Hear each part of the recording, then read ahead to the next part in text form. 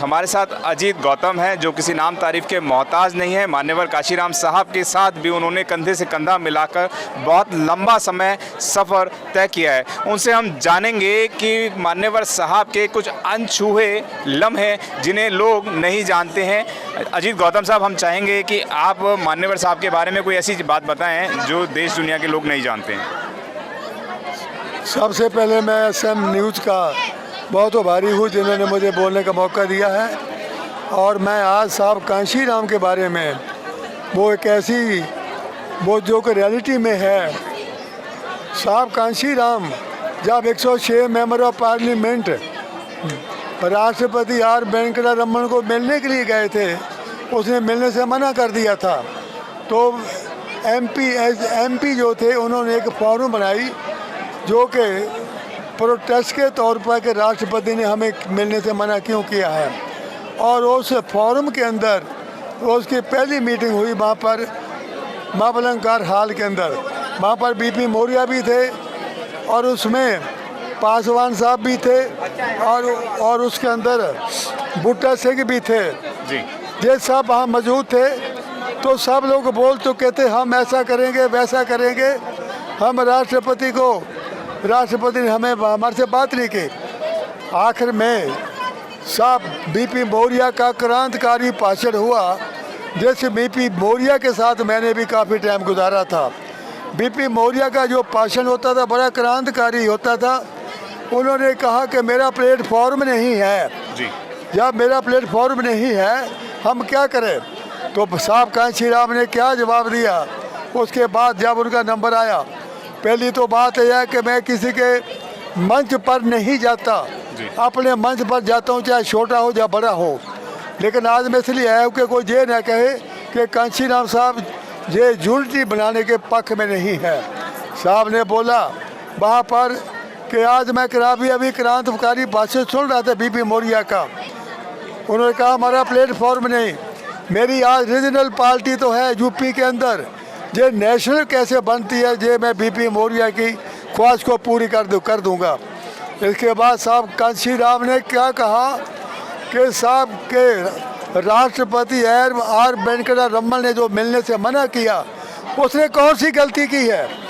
वो जानता है, वो तुम्हारी औकात को जानता है। तुम जितने 100 200 126 मेंबर ऑफ पार्लियामेंट हो। वो कह रहा कि जब आप पार्लियामेंट में नहीं बोलते तो बाहर तो मेरा क्या बिगाड़ देंगे। और उसने ठीक किया है। इस बात साहब ने बोला दोबारा फिर कह रहे छोटे शहर में जाओ तो छोटे थानेदार नहीं सुनता, बड़े शहर में जाओ तो बड़े थानेदार नहीं सुनता। हमारे लोगों का मनोबल टूट जाएगा। आज मैं बता देना चाहता हूँ जब तक हमारा समाज आज़ाद इंडिपेंडेंट इंडिया के अंदर लोगों पर डिपेंडेंट रहेगा तब तक हमारे ऊपर एट्रोसिटी और जुल्म ज्यादती होती रहेगी। उनका बंद होने का सवाल नहीं पैदा होता।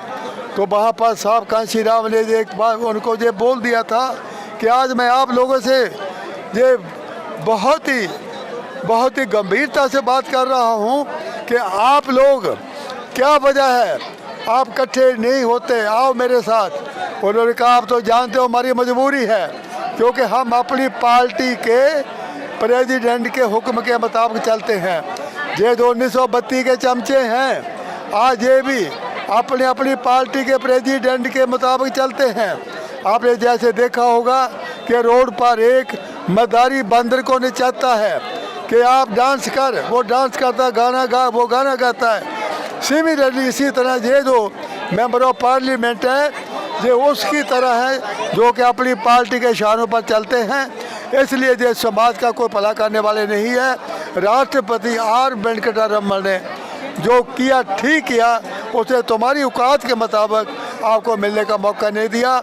आप 50 मेंबर ऑफ पार्लियामेंट मुझे दस्तखत करके दे दीजिए, मैं राष्ट्रपति के खिलाफ इम्पीचमेंट मोशन लाता हूँ और मैं राष्ट्रपति को हटा देता हूँ। लेकिन वहाँ पर साहब ने बोला कि आप तो जानते हो हमारी मजबूरी है। तो साहब ने कहा गांव में छोटा थानेदार नहीं सुनता, बड़े शहर में बड़े थानेदार नहीं सुनता। इसलिए लोगों का मनोबल टूट जाएगा। अगर आपकी मजबूरी है तो आप कुछ नहीं कर सकते। ये तो 1932 के चमचे हैं, इन्होंने आज तक समाज के लिए कुछ नहीं किया। तो मैं आज इस मौके पर SM न्यूज़ का बहुत आभारी हूँ, क्योंकि इनको मुझे मौका मिलता रहता अपने बात रखने का। तो आप सब लोग एकजुट होकर बाबा साहब डॉक्टर मेहरगढ़ की बातों के ऊपर चलकर जो साहब कांशीराम ने हमें रास्ता दिया, वो 12 साल तक घूम घूम कर लोगों को इकट्ठा कर इस मिशन मूवमेंट पर लोगों के बीच में जाकर लोगों को जगाते रहे। तो आप और हमारा भी फर्ज बनता है, इन 3 महापुरुष जिस समाज के पास हैं, बाबा साहब का करैक्टर, साहब कांशीराम और देश का संविधान, हमारे समाज के पास ये तीनों ताकतें इतनी ज़बरदस्त है। अगर हमने इनको समझ लिया तो दुनिया की कोई ताकत हमारे समाज को आगे बढ़ने से नहीं रोक सकती। जिनको हम कहते हैं one man one vote one value, जब हमने उसको अच्छी तरह से यूज करना, इस्तेमाल करना सीख लिया तो हम देश के हुक्मरान बनेंगे। हमारी हर समस्या का हल हमारी ताकत में होगा। इसके साथ मैं साहब कांशीराम की ये आखिरी बात आपको बता के आपसे विदा लेता हूँ।